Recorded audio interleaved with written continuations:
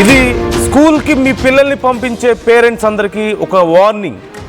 మీ పిల్లలు ఎలాంటి డేంజర్లో ఉంటారో కొన్నిసార్లు, అందరూ అని నేను చెప్పను, కొన్నిసార్లు ఇదిగో ఇది ఒక ఎగ్జాంపుల్.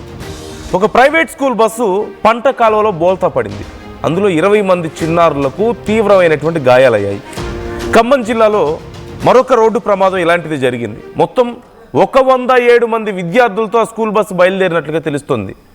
107 మంది విద్యార్థులు ఒక స్కూల్ బస్సులో ఉన్నారు. బస్సు కెపాసిటీకి మించి విద్యార్థులను తరలించింది ఆ స్కూల్ యాజమాన్యం.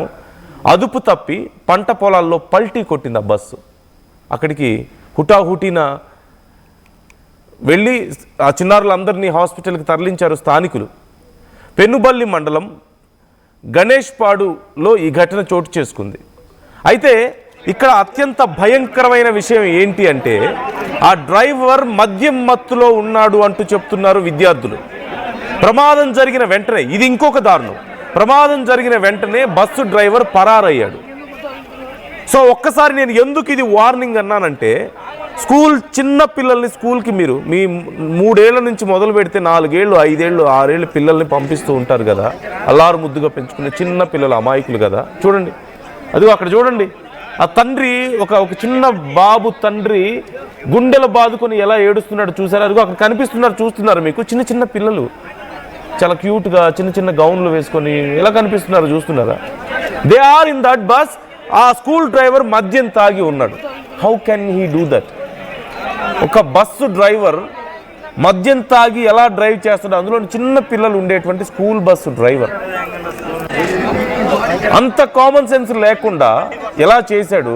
ఆ యాజమాన్యం ఏం చేస్తుంది? ఒక స్కూల్ బస్సు నడిపే ముందు ఆ డ్రైవర్ ఏ కండిషన్లో ఉన్నాడో చూసుకోలేరా?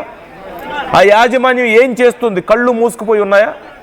పాపం చూడండి, ఆ తల్లిదండ్రులు చూడండి, తమ పిల్లలు చాలామంది ఇంకొంచెం ఏదైనా జరగరాంది జరుగుంటే, ఇంకొంచెం జరగరాంది ఏదైనా జరిగితే ఎవరు ఎలా తట్టుకోగలుగుతారు? ఎన్ని గుండెలు పగిలుండేవి అది ఆ వార్త తెలిస్తేనే. అసలు ఇలాంటిది ఒకటి జరిగిందంటేనే తట్టుకోవడం కష్టం అవుతుంది కదా. చిన్న పిల్లలు పాపం, అందులోనూ 107 మందిని ఒకే బస్సులో ఎక్కించడమా? ఆ బస్సులో ఎంతమంది పడతారు? ఎంత ఇరికించి ఉంటే పాపం ఆ పిల్లలు ఎంత సఫకేట్ ఫీల్ అయి ఉంటారు?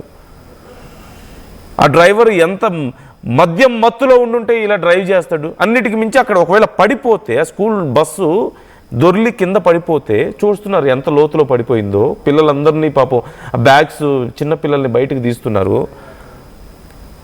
ఆ డ్రైవర్ అక్కడి నుంచి పారిపోయాడంట.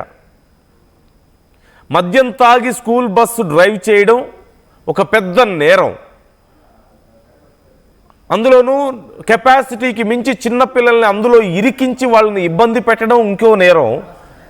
అంత పెద్ద ప్రమాదం జరిగితే చిన్నపిల్లలు పాపం తన మీద నమ్మకం పెట్టుకొని తల్లిదండ్రులు అల్లారు ముద్దుగా పెంచుకుని ఆ పిల్లల్ని పంపిస్తే వాళ్ళని అలా ప్రమాదం జరిగినప్పుడు వదిలేసి పారిపోతాడా? మనిషేనా? మనిషి అనే వాళ్ళు ఎవరైనా చేయగలుగుతారా? అణువణువున నిర్లక్ష్యం. అక్కడ ఆ తల్లిదండ్రులను చూడండి, ఎంత భయపడి ఉంటారు ఈ ఘటన జరిగిందని తెలిస్తే. అక్కడి నుంచి కనీసం ఇంటి దగ్గర నుంచి బయలుదేరి ఈ ఘటన జరిగే ప్లేస్కి వచ్చేసరికి వాళ్ళ గుండెలు పగిలిపోయి ఉండవా? వాళ్ళ పిల్లలకి ఏమైందో అన్న భయంలో ఏమైపోయి ఉంటారు వాళ్ళు? ఒకసారి ఇమాజిన్ చేసుకోండి.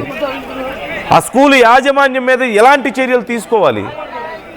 అంటే అంతమంది పిల్లల్ని ఆ బస్సులో ఎక్కిస్తున్నారన్న విషయం తెలీదా? ఎంతమంది పిల్లలు ఆ బస్సులో వస్తారో తెలీదా? 107 మంది పిల్లల్ని ఎలా ఎక్కిస్తారు ఆ బస్సులో? అసలు మద్యం తాగిన డ్రైవర్ని ఆ బస్సులో ఎలా అలౌ చేస్తారు? ఎలా అలౌ చేస్తారు? ఆ బస్సు అలా దొర్లితే కింద ఆ డ్రైవర్ అక్కడి నుంచి పారిపోతాడా? అరే పిల్లలు ఎలా ఉన్నారో అని చూసుకోవాలి కదా. నా ప్రాణాలు పోయినా పర్లేదు, ముందు పిల్లల ప్రాణాలు కాపాడాలి అని అనుకునే వాళ్ళు కదా డ్రైవ్ చేయాల్సింది school bus. they just left them like nothing.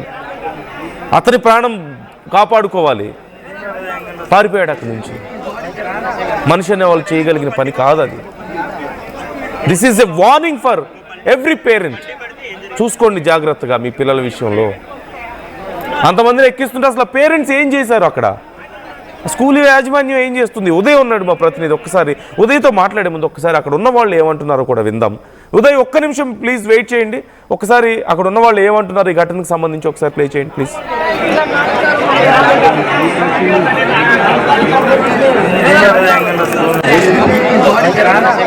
మాది గణేశన్పాడు అండి. మేము బస్సు వెనకే ఉన్నాం, కారులో ఉన్నామండి. మేము విజయవాడ నుండి వస్తున్నాము. మేము ఇక్కడ క్రాస్ అయ్యాం, బస్సు వెనకే మేము ఉన్నాము. మాకన్నా ఫుల్ స్పీడ్ లో వచ్చేసాడు. ఇక్కడ కాలువ అండి, ఇది నందికొండ కాలువ, సాగర్ నీరు వచ్చే కాలువ. ఈ కాలువ కలవట్టుకి గుద్దేసి బస్సు బోర్ల తిరిగింది.